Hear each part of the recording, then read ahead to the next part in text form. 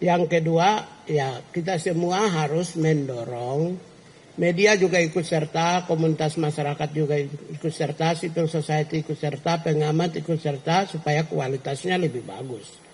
Ya, karena itu menurut saya transparansi di dalam dunia pendidikan itu penting. Itu kan pengaturan. Pengaturannya yang sistemnya yang harus transparan dan terbuka kepada publik. Saya kira ini kan milik negara. Menggunakan uang rakyat, semuanya bisa dilihat dan bisa dijaga sehingga orang-orang yang dididik itu tidak seperti yang opini-opini negatif yang dikembangkan. Itu yang pertama. Yang kedua dari Komnas HAM tidak merujuk kepada undang-undang apapun. Kan saya bilang yang tadi, ketika saya bilang corporal punishment, saya close maka tidak ada rujukan undang-undang HAM yang bertabrakan. Komnas HAM kan bilang civics education. Civics education itu politik itu. Pancasila, undang-undang, NKRI, Merah Putih ya. Tentang itu namanya pendidikan kewarganegaraan. Ini bukan pendidikan kewarganegaraan. Ini pendidikan yang berorientasi pada produktivitas dan kompetensi, knowledge, skills, dan attitude. Jadi dalam rangka peningkatan seseorang dari sisi knowledge-nya. Yang kedua skills-nya. Yang ketiga attitude-nya.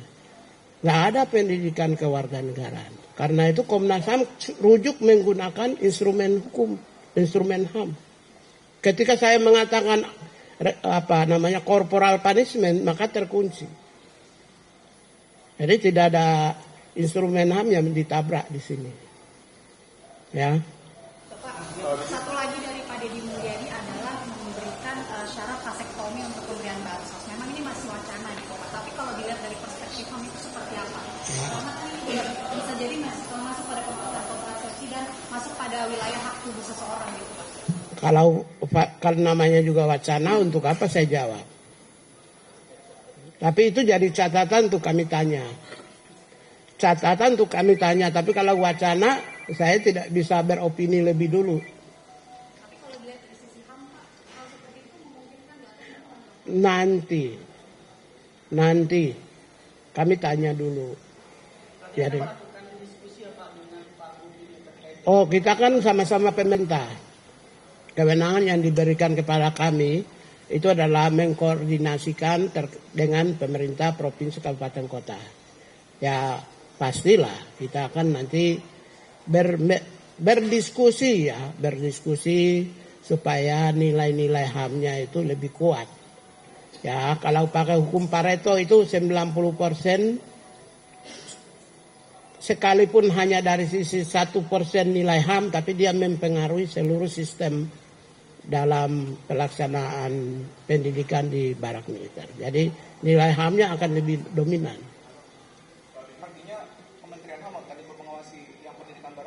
Kami bukan hanya sekedar mengawasi, tapi kami akan ikut memberikan masukan-masukan yang lebih.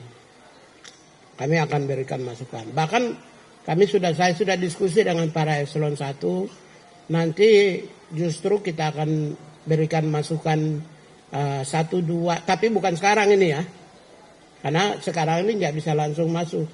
Mungkin ke depan kalau itu menjadi sistem yang disepakati secara nasional, maka pendidikan HAM kemungkinan satu sesen adalah pendidikan hak asasi manusia atau humanisme. Ya kita lihat kami semua yang punya anak ini ketika masuk SD atau SMP itu kenakalannya minta ampun.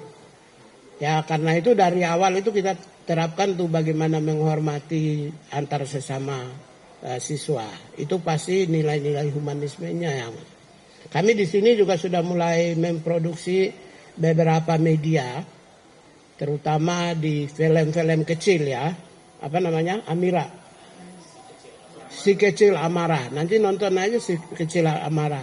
Si Kecil Amara itu cerita untuk anak-anak kecil yang TK, SD, mereka bagaimana menghormati hak dan kewajiban setiap individu. Kita sudah memulai juga dari kecil. Itu seirama juga. Pak, ini 2 pertanyaan Pak. Satu, tadi Bapak bilang kalau ini kan sedang pilot project ini, balik lagi ke barat ya, pengiriman anak ke barat. Pilot project dan kalau bagus akan dilanjutkan dan diluaskan penerapannya, cuma kalau nggak di stop. Nah, itu bagaimana cara Kementerian HAM atau pemerintah mengaudit pelaksanaannya saat pertama kali pelaksanaan. Terus kedua, sebenarnya saat Gubernur Jawa Barat Pak Deddy Mulyadi itu mengungkapkan rencana dia untuk mengirim anak ke barat, Pak Prabowo udah tahu belum Pak? Seluruh pemimpin maupun rakyat pasti tahu lah kalau media muat. Jadi nggak mungkin nggak ada yang tahu. Pemimpin mana sih sekarang seperti dunia yang terbuka gini nggak ada yang tahu. Saya pikir semua tahu.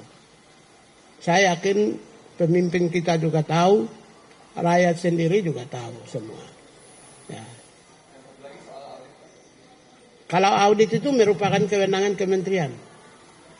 Nah, tapi audit kan harus kerja dulu baru kita audit. Tapi sebelum kerja nggak bisa. Paling-paling juga tahun depan. Tapi karena kami pemerintah, kami masuk. Ikut masuk, mendorong, mendukung. Audit itu bukan untuk punishment ya. Audit itu lebih kepada peningkatan kualitas. Jadi perbaikan. Jadi kalau yang kurang kita perbaiki, kalau yang bagus dipertahankan, yang belum ada diadain. Berarti ada timnya yang dari kementerian, dari pemerintah? Bukan, itu audit itu salah satu kewenangan yang diberikan oleh pemerintah kepada Kementerian HAM. Jadi saya punya tugas, salah satunya audit. Audit itu tugas, kami punya kewenangan di sini. Hanya kalau kata-kata audit itu kan agak gimana ya, jadi itu tidak mungkin kita audit sekarang karena kementerian aja baru jadi, paling 2026 ke atas. Saya masuk ke perusahaan yang diberi kewenangan langsung audit terhadap perusahaan aja, saya masih 2026 ke atas. Tidak bisa langsung begitu aja ucuk-ucuk. Kita lakukan audit belum apa-apa gitu kan. Masih, bukan tim, itu tugas pejabat di sini.